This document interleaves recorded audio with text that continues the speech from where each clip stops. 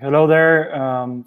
Welcome to today's webinar um, as the continuation of our previous session where I talked about managing remote workers.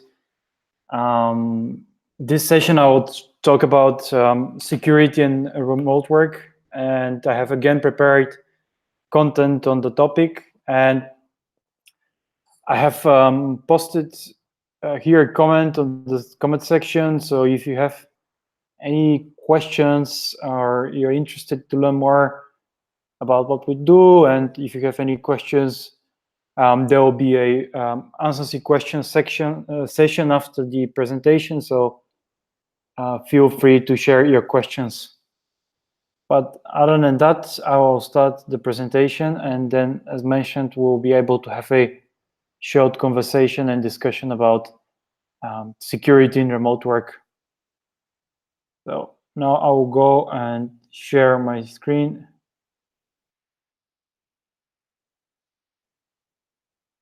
Just give me a minute.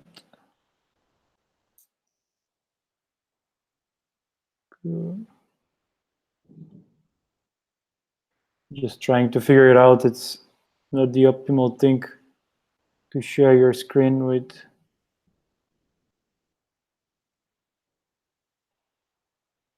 It should be good now.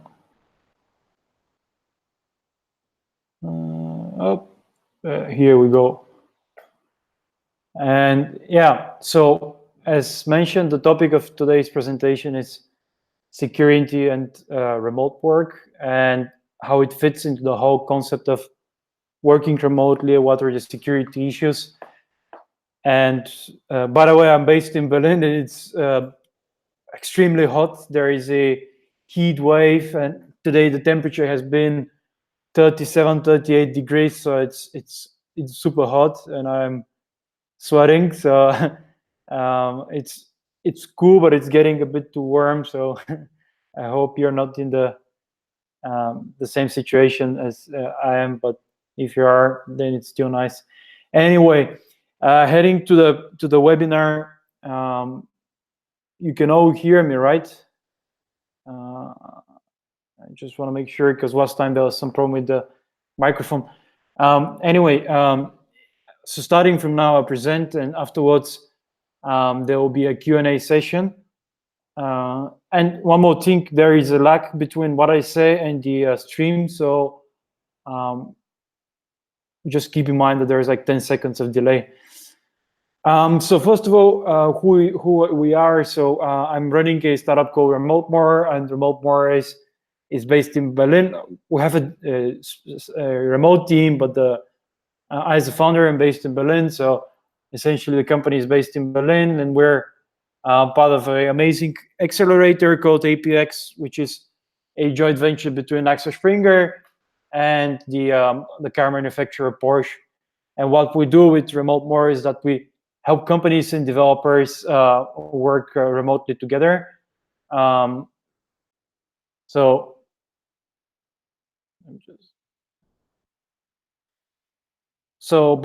before going to the security section, I first of all would like to ask you or to spread a bit, to say something about remote work and what do we mean by remote work. So what we mean by remote work is the use case of where you work full time, and essentially this is very different than when you work as a freelancer. So as a freelancer, you have usually a task that is done on a specific time base, and it has certain requirements such as time and the specifications of the project. And when you work full-time remote work, it's not outsourcing, because with outsourcing, it's usual case that the companies would ship a project to external company that will produce a code and return it back somewhere in a distant office. And remote work doesn't mean that you're having unsynced schedules. Quite the contrary, when you work full-time, you want your people to be on the same schedule, to have specific time hours, and just to make sure that you're doing productive work. And it doesn't necessarily mean that you have a crazy time difference of 10 hours or 8 hours. Quite the contrary. As mentioned, you could set up your time work as starting from 8 in the morning until 4, just as you have it in the office. And so essentially this comes up to the question, what I mean by remote work, and I mean is like you do in the office work, but just done outside of the office. And you probably were wondering, okay, it sounds cool, but are there good examples of companies that work remotely? And in reality, that's true that there are. So with Remotemore, we're a distributed team. We have people in Denmark, and so we have more people in other countries. But there are companies like Buffer, like Basecamp, who are completely distributed. And in our channel on Remotemore, you could find a stream of having a session with Zapier, where we talked about managing remote workers and how Zapier do it in their team. So essentially, there are many good companies that work remotely, and it's possible to work distributedly. But why should you work remotely? And there are many good examples why you should want to work remotely. I just think I messed up my slides. I'll check it out and I'll come back. Just hold on here.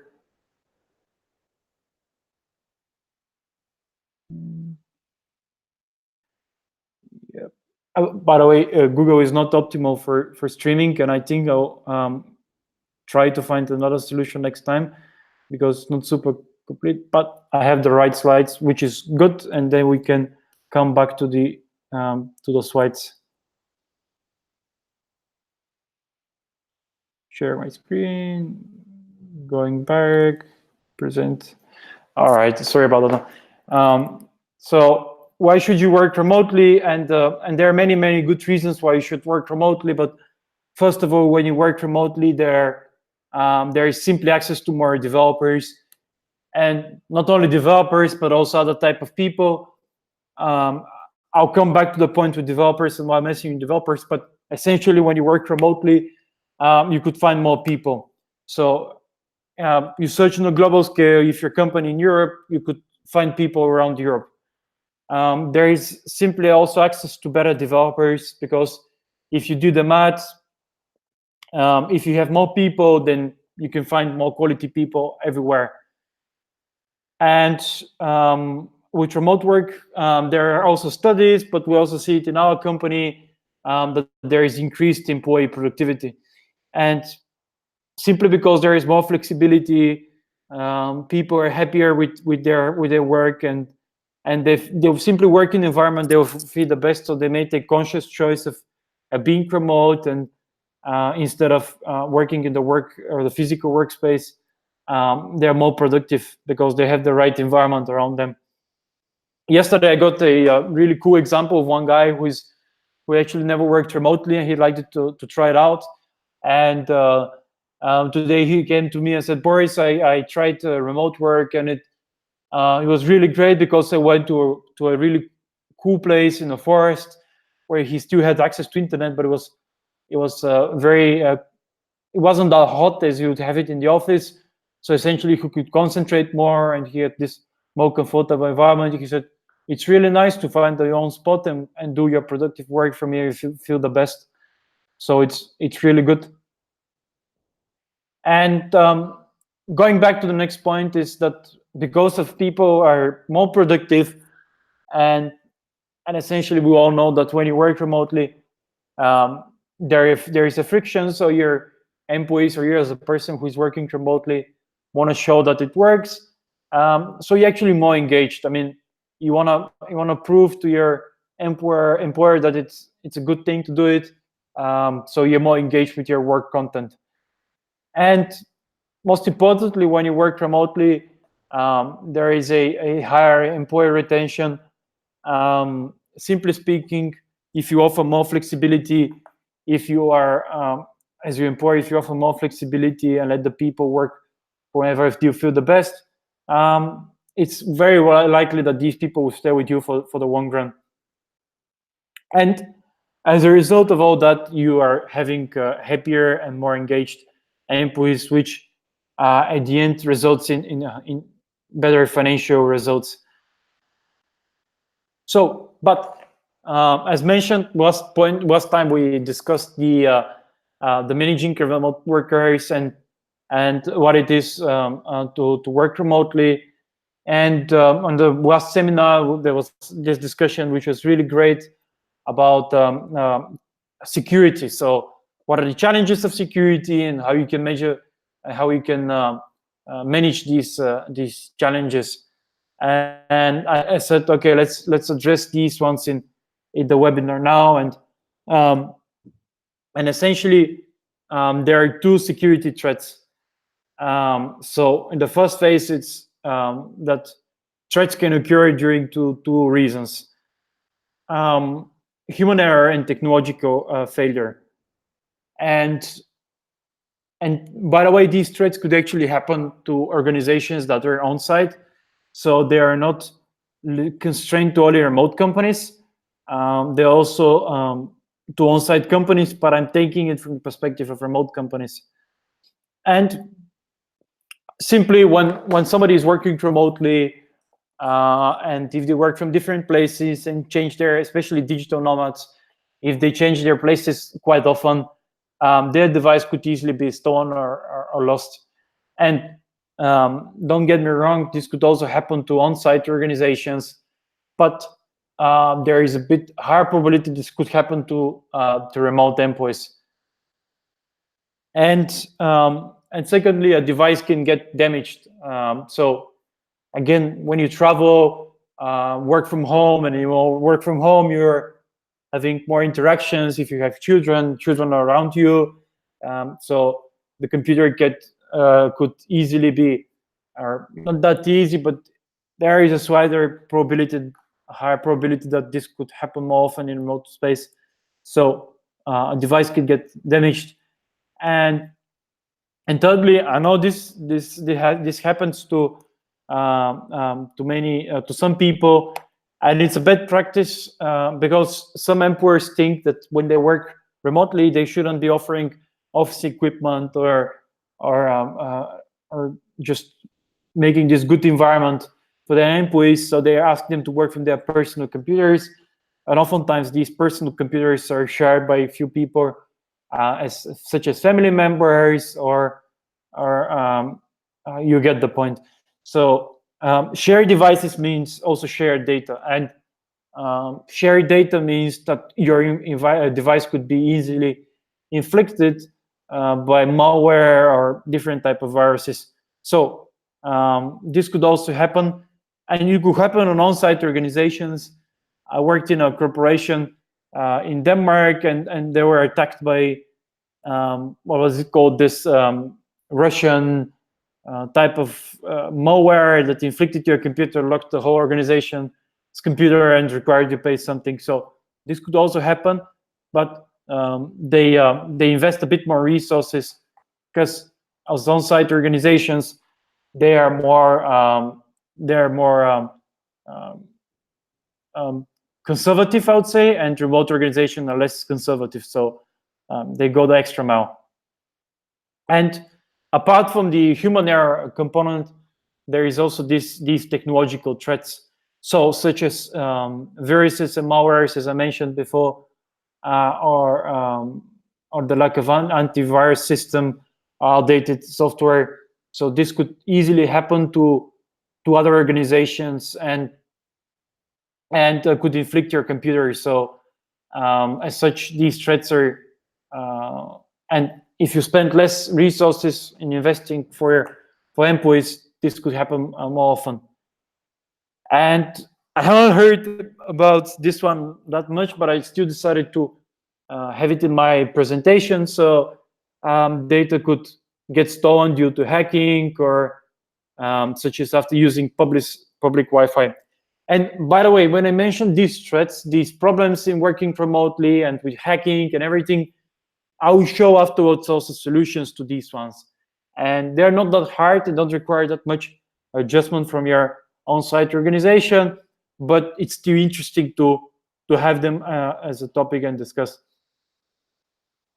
And now we go back to the point of so what are the solutions, and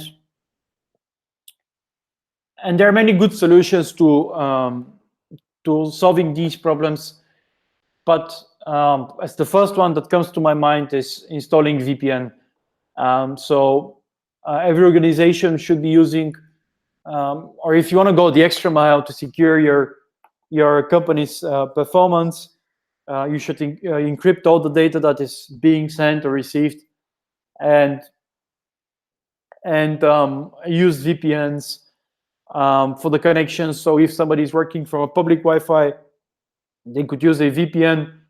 And there are many good examples of VPN tools, and I use personally myself NordVPN. I'm not sponsored by them by any means, but I think it's really nice because it protects your internet, and it's harder for hackers to track your internet.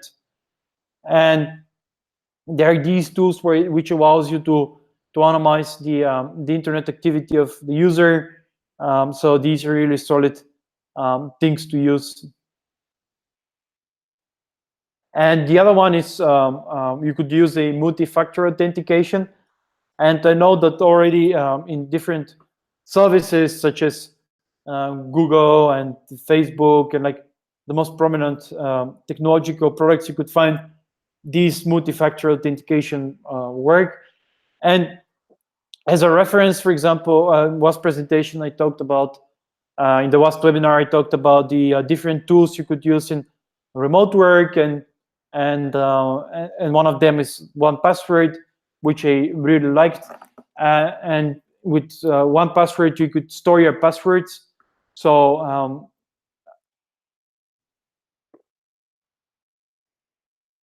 with 1Password, you could store your passwords, and the owner of the account can make sure that these people are having different security levels, and that they don't have more security than or more access that they need.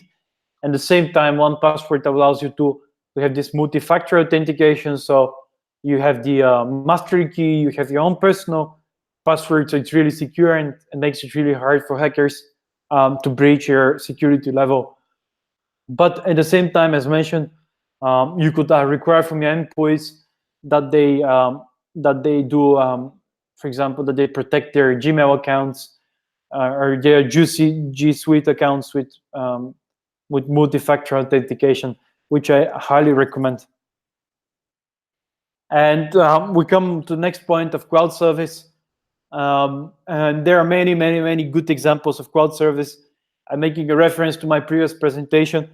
By the way, the presentation, for those of you who just joined us, the previous presentations, such as the one from Zapier and the one from managing remote workers, you could find it to Remotemore channels, which I actually encourage you to subscribe, because I'm running webinars every second week, and it's really awesome content. So going back to the presentation, you have the cloud services, and I know some of you might be skeptical about Google and their G Suite services, because basically Google controls the whole data, but it's very well protected. And at the same time, there are different tools that are entirely focused on protecting data. So I know there is this company in Switzerland which is called PeakWatt that allows you to store your data securely, and they have really good security levels. So there are many tools for cloud services, but important point with cloud security is that you want to use to assign the different access levels according to the hierarchy of the person in your team. So what I did at Remotemore is that I organized the folders. So I have one folder for founders, and this is where my founder can find all access. But at the same time, there are these folders which are open to other people in our organization. So make sure that you store the data in different sections, such a way that you can protect your access.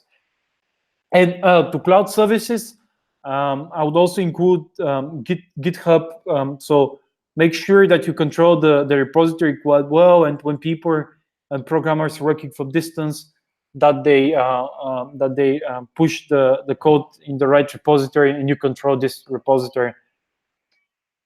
Another policy, for example, that you can enforce is that your employees shouldn't use USB drives, and I know from example from IBM, who actually are working remotely, they prevent their employees from using USBs, and USBs are actually quite dangerous. And if you don't believe me, you could put a hack or you could put a virus in USB, and if somebody is using it, they could inflict the whole organization. So make sure that you enforce the policy of no USB drivers. No public Wi-Fi, and if you're using public Wi-Fi, use VPNs. These VPNs allow you to put an extra layer of security on the network. And if you're using public Wi-Fi because you can't use any Wi-Fi, make sure you're well protected. And coming back to the laptop, work laptop, work computer. So remark, you would like to work, you'd love to ask your employees to use business computers or professional computers that you give them, not personal ones. So in this way, you could install different software which are having an extra layer of security, and this basically makes it more secure. And going back, I also mentioned about this one, a specific level access levels. So make sure that your employees are having the right level of access, and when they're not using, so especially for third-party providers, those who are you're outside of your organization, that that they are not part of the access levels when they get to their job. Which reminds me again, if you're using Slack or Microsoft Team or whatever tool for communication you're using, most probably you're having this channel structure. So make sure that each person is having access to different channels, and they're not having access to sensitive information. So for example, in our company, we have this founders channel, and obviously no founders can be a part of it. So keep that in mind as well. And going back to the antivirus software, so if you're not using Mac, you know how it is with Windows. So you want to make sure that, and I know that actually Windows are having now inbuilt antivirus software, but it's still a good idea that you use a more premium one, such as Avast, just to make sure that you're on the right side. And for Macs, don't get me wrong, they're really good computers, and I myself use Mac. But don't think that they're not they can't get or they can't catch an antivirus. They can, and you need to make sure that you don't download the wrong files, and just be on the safe side with it, because it can cost a lot of money. Going back to the point with a company I worked with before, it cost them millions to get it solved. So for small organizations, this could make it or break it. So make sure you do a proper job there. And just the final slide, I'll show you what we do with Remotemore. And if some of you is interested, please let me know in my email, which my email I'll just post it now. So this is my email. If by the way, you could shoot me an email for just about anything. So if you wanna meet with me in Berlin, or if you wanna just send me something random, or you wanna ask me a question about security, managing remote workers, or anything, please feel to do so. So this is my email. This is our website. We're building a really cool software, a really cool company, and what we do with Remotemore is that we basically help companies implement and become remote ready. So we know how remote work should be done, and we would like to help you do that.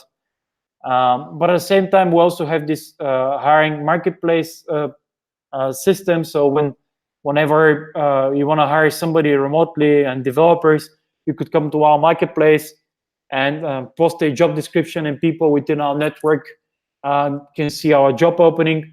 And we have pre-screened those people, so they're really quality people, people who are ready to work remotely. You can find their video interview there. You can find the code snippet with their test results, and you could actually see how good these people are in programming. And if you're missing something, you could request a video or test result, and the person will see it.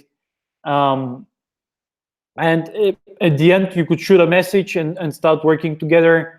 And we're working on features that would allow remote work to happen easier. So we're building a payment solutions, and we're building more exciting tools, such as how to handle the administrative and legal part. So definitely be send me an email, and let's have a cup of coffee. But going back to the topic of today, securing your organization as a remote company is not that different as it's on site, and these threats could also happen to on-site companies. So look for your for how you can adjust your organization for remote work and preventing the threats which can happen on remote work in a best possible way, but with minimal level of adjustment, such that you don't waste that much time on it, but at the same time you take the proper action. So start small, keep iterating, and what we like to call as remote work, Remotemore, you would like to do world dominance because you're working remotely. So if some of you is hiring, I'm offering this discount. It's valid until the end of the month. It's a special discount. So if you want to use our service, let me know that you're coming from this webinar, and I'll give you the discount. And thank you very much. And these slides can be found on this link. So the slides can be found at this one, and there you'll be redirected to the page where you can download the slides. Feel free to share them with whoever might find them useful. And if you have any questions, I'm more than open now to discuss them. So I'll just stop the podcast, and now you can see me. I really hated that you can't see me while I'm presenting, because I think it just builds a better connection with the people if you're able to see my face. But if you have any questions, feel free to shoot them in the comment box, and I'll try to address them, and we can make a good discussion.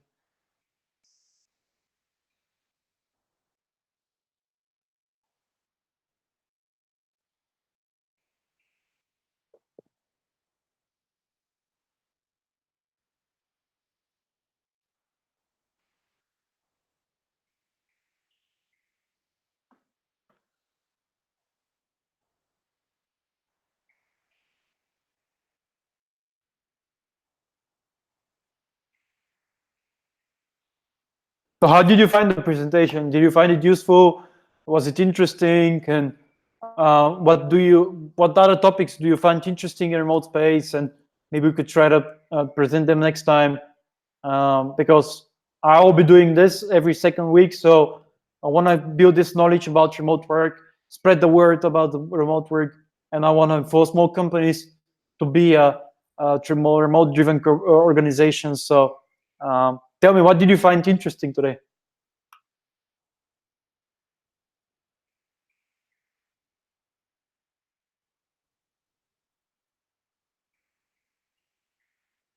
All right.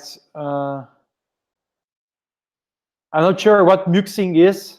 Can you try to uh, explain this one?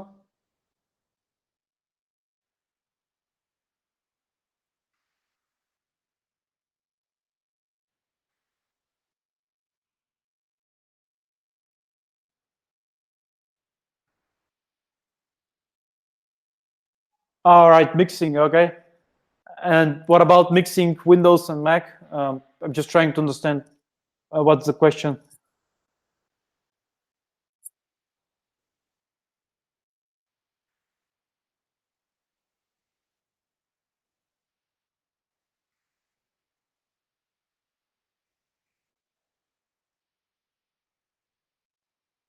Yeah, okay. I get it now. I actually was doing the same for quite a while, like having both Windows and Mac, and um, and what I did there was as a hack to protect myself in the best possible way. First of all, I used Chrome, which is on both operating systems. So having good password definitely helps a lot. There was somebody who tried to hack me, by the way, but I think because I had a really strong password, they couldn't get something out of me. Um, but essentially, having Chrome allows you to have your bookmarks and your content in passwords on the both systems. Having one password also allows you to have your passwords in the cloud. So when you mix them, it makes it just easier to swap between the two computers. At the same time, you have a cloud storage, which is again on both computers. So it doesn't actually make that big difference. Um, I think the difference is that there are simply more like it's very nature that there are so many Windows computers out there. So of course there are more threats to this type of operating system. So you just need to have a good antivirus system and keep your computer clean of problems. All right, I'm just checking a question. Yeah, that's true as well. I also read an article about the Windows 10 operating antivirus, and it's indeed strong. But if you want to go the extra mile, so by the way, I'm saying now that if you want to go the extra mile, so if you want to have a super secure computer, uh, the antivirus system Windows 10 is enough. But if you want to go the extra mile, you could install something else. But it's true that there is inbuilt antivirus system in Windows 10, which is quite good as well. That's true.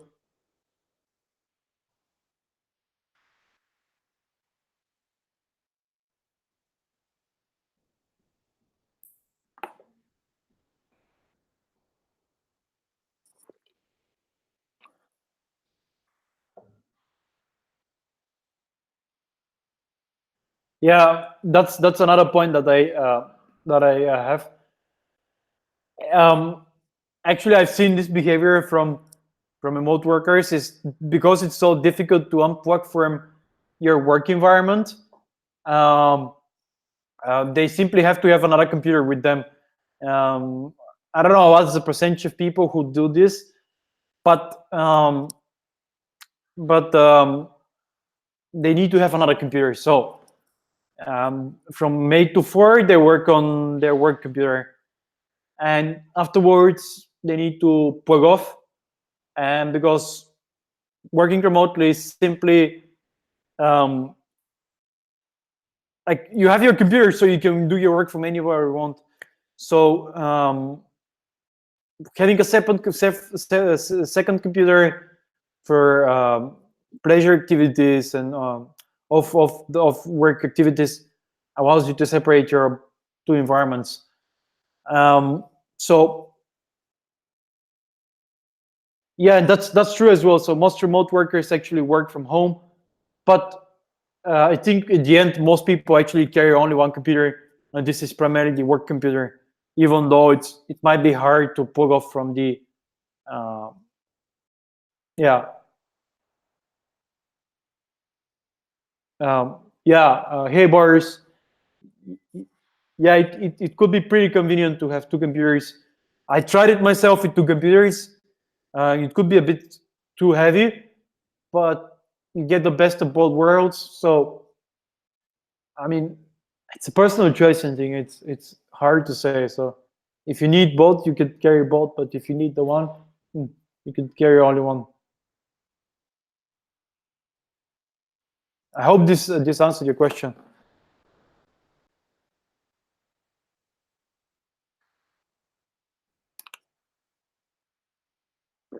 And by the way, for those of you who want to connect with me on LinkedIn, you could find my LinkedIn here, and let's just get connected.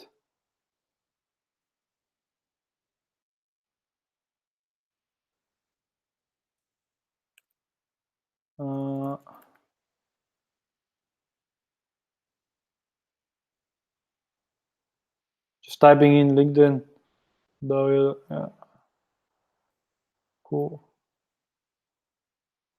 All right. YouTube doesn't allow me to post my LinkedIn, but essentially, if you go to LinkedIn.com and after com, if you type in / this one, you can find me on LinkedIn.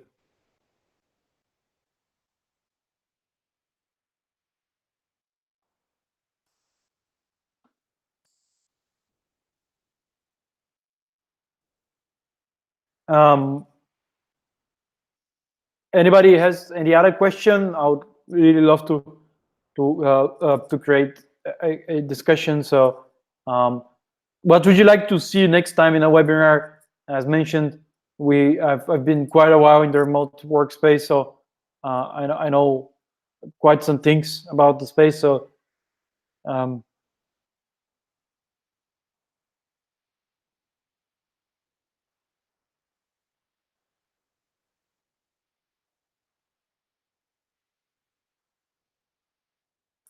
all right. If there are no questions, I'll stop the broadcast and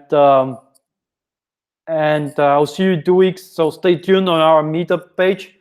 There we'll present more content, and looking forward to connecting with more people and share the word about remote work. So if you don't have any questions, and you could always shoot me email at my own email address, so we could stay connected.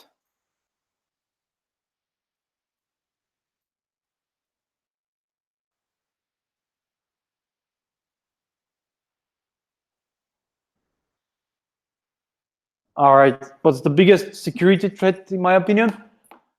I think the biggest security threat, in my opinion, is basically human error. I mean, I think in most cases it's the person that does something stupid. I mean, opening the spam folder and downloading some software coming somewhere, and this software basically inflicts your computer. So I think it's lack of education and lack of precision. So I think the biggest threat is human error, to be honest.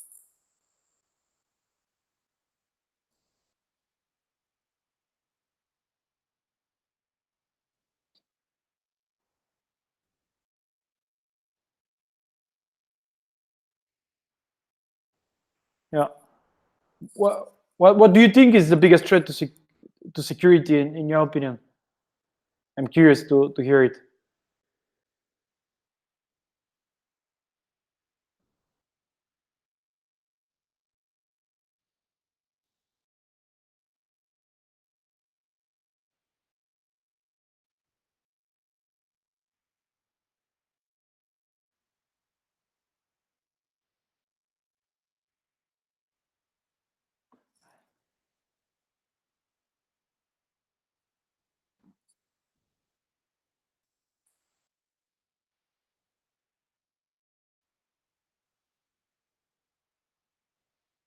All right. Um, as mentioned,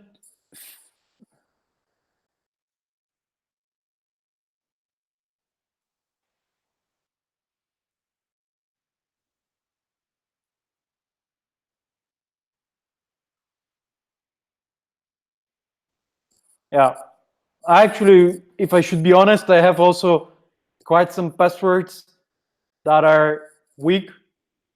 Even though I simply have too many of those passwords, and I can see a message from one password that I should be replacing those passwords, um, but I simply don't have the time.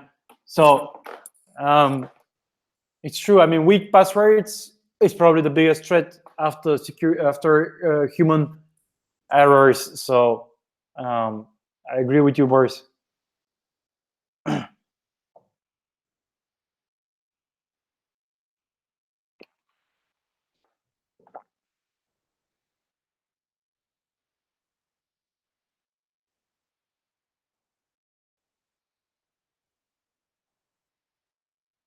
There is this super annoying lag from YouTube.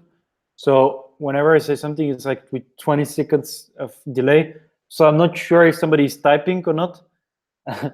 So it's super annoying, but all right, I think I'll end the broadcast now. And feel free to shoot me email. Let's get connected. Send me LinkedIn request. Get the slides and let's spread the word about remote work and make it possible for more people, because I think they're really great opportunities for many people around the globe. All right, thank you for participating in this webinar and wish you all the best.